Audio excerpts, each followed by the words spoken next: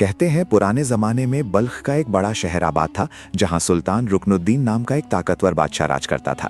इस शहर के शुमाल में एक खूबसूरत गांव था जिसका नाम रोशनाबाद था। इसी गांव में एक नौजवान रहता था जिसका नाम हैदर था, जिसकी उम्र सिर्फ 19 बरस थी और वो अपनी बूढ़ी माँ के साथ एक छोटी सी झोपड़ी में रहता था। एक सुबह जब सूरज अभी निकला ही था कि पूरे गाँव में चीखो पुकार मच गई। सुल्तान रुकनुद्दीन का सबसे बड़ा वजीर तारिक बिन हमीद 1000 सिपाहियों के साथ गाँव में दाखिल हुआ और उसने ऐलान किया कि तमाम जवानों को या तो बतौर गुलाम ले जाया जाएगा या कत्ल कर दिया जाएगा। चीखों ने पूरे गांव को तहबाला कर दिया। बच्चे अपनी माओ से चिपक गए, बूढ़े कांपने लगे। हैदर अपनी माँ के पास बैठा सुबह की चाय पी रहा था कि सिपाही उसके घर के कच्चे दरवाजे को लात मारकर अंदर घुस आए। उन्होंने हैदर को पकड़ लिया और उसकी माँ को धक्का देकर गिरा दिया।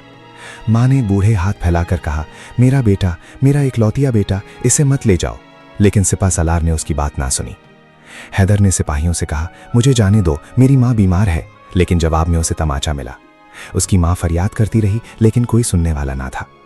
हैदर को उसके हमउम्रों के साथ बांधकर एक लंबी कतार में खड़ा कर दिया गया। उसने मुड़कर देखा तो उसकी माँ दरवाजे पर घुटनों के बल गिरी हुई थी। उसका दुपट्टा सर से गिर चुका था और उसके सफ़ेद बाल हवा में उड़ रहे थे। हैदर ने आवाज़ दी, माँ, लेकिन सिपाहियों ने उसे धक्का देकर आगे बढ़ा दिया। कतार में हैदर से 2 कदम आगे एक 14 साल का लड़का था जिसका नाम फरहाद था। वो दरख्तों से फल तोड़ने के इल्ज़ाम में पकड़ा गया था, हालांकि उसने सिर्फ एक आम तोड़ा था। फरहाद रो रहा था और उसकी आंखों से आंसू रुक रुक कर गिर रहे थे। हैदर ने उसे तसल्ली देने की कोशिश की लेकिन उसके अपने हाथ बंधे हुए थे। फरहाद ने कहा, मेरी माँ ने कहा था बाजार मत जा, लेकिन मैं नहीं माना। हैदर ने कहा, चुप रह, कुछ नहीं होगा, देख मैं तेरे साथ हूँ। इस कतार में उनके पीछे एक और बंधा हुआ शख्स था जिसका नाम इब्राहिम था। 70 बरस का बूढ़ा जिसके पास सिपाहियों को कुछ न मिला तो उन्होंने उसे भी पकड़ लिया। बूढ़ा इब्राहिम अपनी कमर की वजह से सीधा खड़ा भी नहीं हो सकता था, लेकिन फिर भी उसे बांधकर घसीटा जा रहा था। जब कतार गांव के आखिरी मोड़ पर पहुंची तो एक अजीब सी बूढ़ी औरत सड़क के किनारे बैठी थी। उसने अपना बिस्तरा बिछा रखा था और उसके पास मिट्टी के कुछ बर्तन थे। उसका नाम अजीबा खातून था और सारा गांव उसे डरता था क्योंकि उसे मुस्तकबिल देखने वाला समझा जाता था। जब उसने हैदर को गुजरते देखा तो उसने अपना हाथ उठाया और कहा, ठहर जा बेटा। सिपाही चौंक गए, लेकिन अजीबा खातून उठी और हैदर के करीब आई। उसने हैदर के माथे पर अपनी छड़ी से एक निशान बनाया और कहा, 3 दिन में 3 मुसाफिर तेरे पास आएंगे, उनमें से एक तेरी निजात है। सिपाही उसे हंसकर टाल गए और हैदर को घसीटते हुए आगे ले गए। शहर के करीब एक खुश्क नाला था जहां सिपाहियों ने कैदियों को आराम के लिए रोका। हैदर ने देखा कि वहां एक अजीब सा जानवर भी बंधा हुआ था। ये एक बड़ा सा काला कुत्ता था जिसकी आंखें आग की तरह सुर्ख थीं और उसके पास कोई नहीं था। कुत्ते ने हैदर की तरफ देखकर कहा, मुझे खोल दे। हैदर चौंक गया, उसने कभी कुत्ता बोलते नहीं सुना था। कुत्ते ने दोबारा कहा, हाँ मैं बोलता हूँ, मेरा नाम शेरो है और मैं तेरी मदद करूँगा, बस मुझे खोल दे। हैदर ने अपनी बंधी हुई कलाइयों से कुत्ते की रस्सी खोल दी और शेरो आज़ाद हो गया। शेरो ने अपनी दुम हिलाई और कहा, अब मैं तेरे साथ हूँ, तुझे यहाँ से निकलना है और मैं रास्ता दिखाऊंगा। हैदर ने देखा कि शेरो एक आम कुत्ता नहीं था, वो तेज़ रफ्तारी से भाग सकता था जैसे हवा का झोंका हो। रात की तारीकी में जब चांद बादलों के पीछे छुप गया तो वजीर तारिक ने खुद आकर हैदर को कतार से अलग किया। उसने हैदर से कहा, तेरे गांव वालों ने बगावत की साजिश की है और मैं जानता हूं कि इनका सरदार तू है। हैदर ने कहा, मैं किसी का सरदार नहीं, मैं तो एक गरीब किसान हूं। वजीर ने उसे झूठा करार देते हुए चमड़े की कोड़े से मारना शुरू कर दिया। फरहाद और बूढ़े इब्राहिम ने जब ये देखा तो वो जोर जोर से चिल्लाने लगे, लेकिन सिपाहियों ने उन्हें भी मारना शुरू कर दिया। हैदर की पीठ फट गई और उसका खून बहने लगा। इसी दौरान शेरो कुत्ता कहीं से दौड़ता हुआ आया और उसने वजीर की रान में काट लिया। वजीर ने चीख कर कहा, इस कुत्ते को मारो, लेकिन शेरो इतना तेज था कि कोई उसे पकड़ ना सका। हैदर को बदतरीन हालत में वापस कतार में फेंक दिया गया। सुबह होने से पहले शेरू ने हैदर, फरहाद और बूढ़े इब्राहिम की रस्सियां काट दी। उसने उन्हें खामोशी से निकलने का रास्ता दिखाया और वो तीनों निकलकर करीबी जंगल में जा छुपे। हैदर की पीठ से खून बह रहा था और उसे चक्कर आ रहे थे। फरहाद ने अपना कपड़ा फाड़कर उसका जख्म बांधा। बूढ़े इब्राहिम ने कहा, हमें कहीं पनाह लेनी होगी वरना यहीं मर जाएंगे। शेरू ने उन्हें एक पुराने मंदिर की तरफ रहनुमाई की जो जंगल के बीच में था, जहां कोई नहीं आता था। उस मंदिर के अंदर एक चश्मा था जिसका पानी शफाफ था, लेकिन उसके किनारे एक अजीब सा फूल खिला हुआ था जो खुद से रोशनी दे रहा था और उसकी खुशबू से हैदर के जख्म को सुकून मिला। शेरू ने कहा, इस पानी से धो, सब ठीक हो जाएगा। हैदर ने पानी से अपने जख्म धोए और छोटी सी देर में जख्म भरने लगे। जंगल के दूसरे दिन हैदर ने फैसला किया कि वो वापस जाकर अपनी माँ से मिलेगा। फरहाद ने उसे रोकने की कोशिश की, लेकिन हैदर न माना। जब वो गांव के करीब पहुंचा तो उसने देखा कि उसकी झोंपड़ी जली हुई थी और वहां कोई नहीं था। हैदर ने अपने आंखों से आंसुओं का दरिया बहा दिया। वो घुटनों के बल गिर गया और उसकी चीखें पूरे गांव में गूंजी। उसने अपने हाथों से राख खंगाली, लेकिन उसे अपनी माँ का कोई निशान न मिला। एक पड़ोसी औरत ने उसे बताया कि उसकी माँ को सिपाही ले गए हैं और शायद वो अब जिंदा नहीं। हैदर का दिल टूट कर रह गया। वो वापस जंगल में आया और फरहाद से कहा, मेरे पास अब कुछ नहीं, मैं अकेला हूँ। फरहाद ने उसे गले लगाया और दोनों काफी देर तक रोए। बूढ़े इब्राहिम ने उन्हें तसल्ली दी कि उम्मीद न छोड़ें। तीसरे दिन जब हैदर, फरहाद और इब्राहिम मंदिर के बाहर बैठे थे तो उनकी मुलाकात 3 अजनबी मुसाफिरों से हुई। पहला एक लंबा सा शख्स था जिसके हाथ में लाठी थी, उसका नाम रुस्तम था। दूसरा एक गंजा शख्स था जिसकी गर्दन में पीतल का हार था, उसका नाम कैसर था। तीसरा एक छोटे कद का शख्स था जिसके सीने पर तलवार का निशान था, उसका नाम फरीद था। इन तीनों ने हैदर को देखते ही कहा, हम तेरे पास भेजे गए हैं। हैदर को बूढ़ी अजीबा खातून की बात याद आई। रुस्तम ने कहा, हम तीनों सुल्तान की फौज में बागी हैं, हम वजीर तारिक की हकीकत जानते हैं और हम तुझे सुल्तान के पास ले जाएंगे। हैदर को बहुत हैरत हुई। उसने उन पर भरोसा करना चाहा, लेकिन दिल में डर था कि ये और ना कोई जाल हो। शीरो ने हैदर से अलग कहा, इन तीनों में से एक धोखेबाज है, मैं उसे सूंघ सकता हूँ। हैदर ने शीरो से पूछा, कौन है? लेकिन शीरो ने कहा, अभी पता नहीं, वक्त आएगा तो बता दूंगा। उसने तीनों मुसाफिरों को मशवरा दिया कि वो रास्ते में मोहतात रहें। जब सबने शहर की तरफ सफर शुरू किया तो रात को उन्होंने एक बड़े दरख्त के नीचे आराम किया। दरख्त के नीचे एक चिराग धरा था, लेकिन वो आम चिराग नहीं था। जैसे ही फरीद ने उसे उठाया तो चिराग से धुआं उठा और उसने कालीन की शक्ल इख्तियार कर ली। तीनों मुसाफिर चौंक गए और हैदर ने कहा, ये चिराग किसका है? कैसर ने कहा, ये हम साथ लाए हैं। लेकिन हैदर को शक हुआ कि इनमें कोई राज है। जब वो शहर के करीब पहुंचे तो हैदर ने देखा कि वजीर तारिक ने शहर के चारों दरवाजे बंद कर रखे हैं और हर गुजरने वाले से पूछगछ की जा रही है। रुस्तम ने कहा, हमें कोई दूसरा रास्ता ढूंढना होगा। फरहाद ने मशवरा दिया कि शहर के जुनूब में एक पुरानी नहर है जो खुश्क है, उसके रास्ते शहर में दाखिल हुआ जा सकता है। वो सब अंधेरे में उस नहर से गुजरे, लेकिन अंधेरे में अचानक इब्राहिम के पांव फिसल गए और वो गहरे गड्ढे में जा गिरे। हैदर ने चिल्लाया, इब्राहिम, लेकिन कोई जवाब ना आया। हैदर ने रस्सी बांधी और खुद नीचे उतरा। उसने बूढ़े को उठाया जो जख्मी हो चुका था। फरहाद ने रस्सी पकड़ी और सबने मिलकर इब्राहिम को ऊपर निकाला। इस मुश्किल में रात का बेशतर हिस्सा गुजर गया। शहर में दाखिल होने के बाद हैदर ने महसूस किया कि सड़कें सुनसान हैं और हर तरफ सिपाही ही सिपाही हैं। तीनों मुसाफिर उन्हें एक मकान में ले गए जहां वो छुप सकते थे।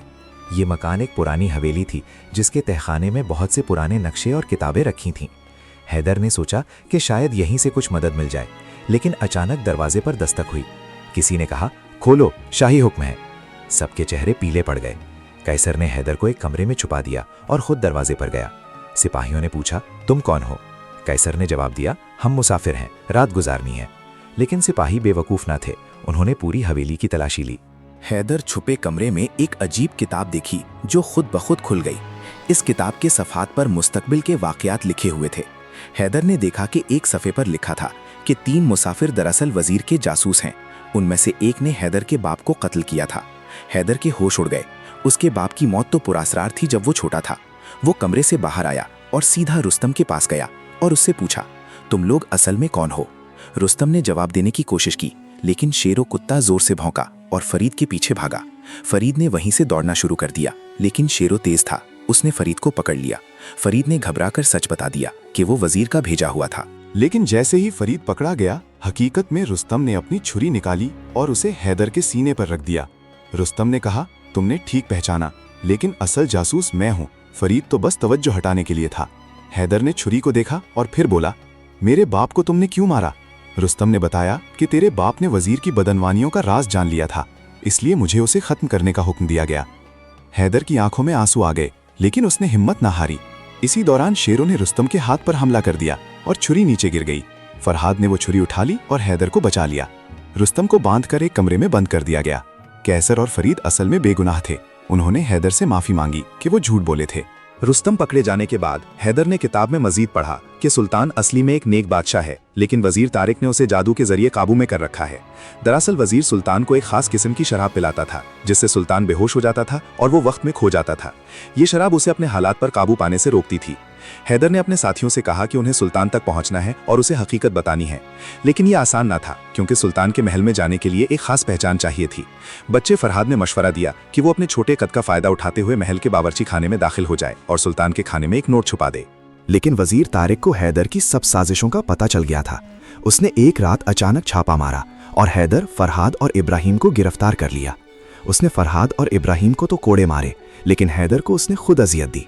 हैदर को शहर की सबसे गहरी जेल में बंद कर दिया गया, जहां कभी सूरज की रोशनी नहीं आती थी। इस जेल में चूहे और बिच्छू घूमते थे और हवा में बदबू थी। हैदर ने अपने हाथों को बेड़ियों में जकड़ा देखा और सोचने लगा कि शायद अब मरना ही बेहतर है। उसने अपने आप से कहा, क्यों आया मैं यहाँ? बरी माँ जा चुकी, अब मैं भी जाऊंगा। लेकिन उसी तारीकी में उसने शेरों की आवाज सुनी। शेरों ने जेल के एक छोटे से सुराख से अंदर आने की कोशिश की, लेकिन वो फंस गया। हैदर ने अपनी बेड़ियों से आवाज निकाली और शेरों से कहा, जा अपनी जान बचा। लेकिन शेरों ने कहा, नहीं, मैं तुझे छोड़कर नहीं जाऊंगा। और उसने अपने पूरे जोर से सुराख को चौड़ा किया। उसके जिस्म पर चोटें आईं, उसकी खाल छिल गई, लेकिन वो अंदर आ गया। हैदर ने शेरों को देखा तो उसका दिल भर आया। उसने शेरों को अपने सीने से लगा लिया और फूट फूट कर रोया। शेरों ने हैदर के आंसू अपनी जबान से पोंछे और कहा, रात को मैं तेरी बेड़ियां काट दूंगा, एक रास्ता है, तुम्हें निकलना है। हैदर ने कहा, तुम जख्मी हो, तुम नहीं निकाल सकते। लेकिन शेरों ने जवाब दिया, मैं भाग सकता हूँ, देख लेना। आधी रात को जब चौकीदार सो गया तो शेरों ने अपने तेज दांतों से हैदर की बेड़ियां काट दी। हैदर ने जेल के पिछले दरवाजे से निकलने की कोशिश की, लेकिन वहां एक और बड़ा दरवाजा था जिसे खोलने के लिए एक खास चाबी चाहिए थी। हैदर ने वापस जाकर चौकीदार की चाबी चुराई, लेकिन जैसे ही उसने दरवाजा खोला, एक बड़ी घंटी बज गई। तमाम सिपाही जाग उठे। हैदर ने भागना शुरू कर दिया। उनके पीछे सिपाही थे, आगे अंधेरा था। अचानक उसका पांव फिसला और वो एक गहरी खाई में गिर गया। गिरते वक्त उसने शेरू को आवाज दी और फिर उसे कुछ याद न रहा। जब आँख खुली तो वो एक अजनबी कमरे में था और उसके पास तीनों मुसाफिर खड़े थे। ये कमरा किसी बुजुर्ग का था जिसने हैदर को बचा लिया था। इस बुजुर्ग का नाम बहलोल था और वो सुल्तान का चचा था जो बरसों पहले महल छोड़कर जंगल में रहने लगा था। बहलोल ने हैदर को बचाया कि वो असल में जानता है कि वजीर क्या कर रहा है और इसीलिए उसने महल छोड़ दिया था। बहलोल ने हैदर को सुल्तान के पास ले जाने का वादा किया, लेकिन शर्त रखी कि तुम्हें सब कुछ सबूत के साथ बताना होगा। हैदर ने वो किताब दिखाई जो उसे हवेली से मिली थी और बताया कि इसमें सब कुछ लिखा है। बहलोल ने किताब पढ़ी और उसकी आंखों में आंसू आ गए, क्योंकि उसे अपने भाई के बारे में सच पता चला जो सुल्तान था और वजीर ने उसे कैसे बेबस कर दिया था।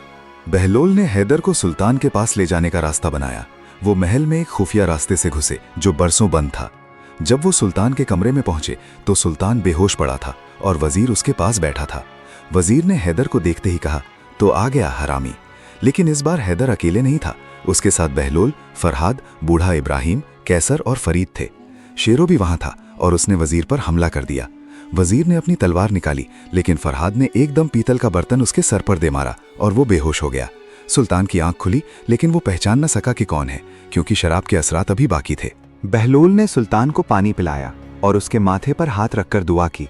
कुछ देर बाद सुल्तान ने बहलोल को पहचान लिया और कहा, भाई तुम वापस आ गए।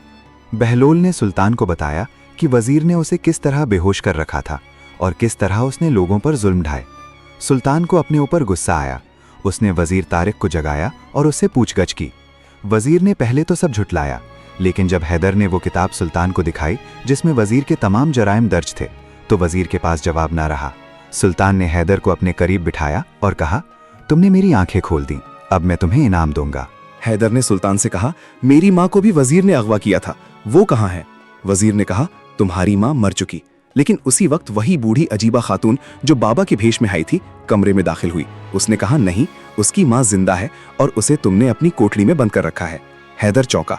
उसने अजीबा खातून से पूछा, आप कैसे जानती हैं? अजीबा खातून ने कहा, क्योंकि मैं तुम्हारी खाला हूँ। हैदर की समझ में कुछ ना आया। अजीबा खातून ने बताया कि हैदर की माँ उसकी छोटी बहन है और वो बरसों से वजीर को पकड़ने की कोशिश कर रही थी। सुल्तान ने वजीर की कोठड़ी की तलाशी ली तो वहां से हैदर की मां निकली जो जिंदा थी और उसे कोड़े मारे गए थे, लेकिन वो मरी नहीं थी। हैदर अपनी मां को देखकर चीख पड़ा और उसकी मां ने उसे गले लगा लिया। सुल्तान ने सारी हकीकत समझ ली कि वजीर ने ना सिर्फ सुल्तान को नशे में रखा, बल्कि उसने हैदर के बाप को कत्ल किया और उसकी मां को अगवा कर लिया ताकि हैदर खामोश रहे।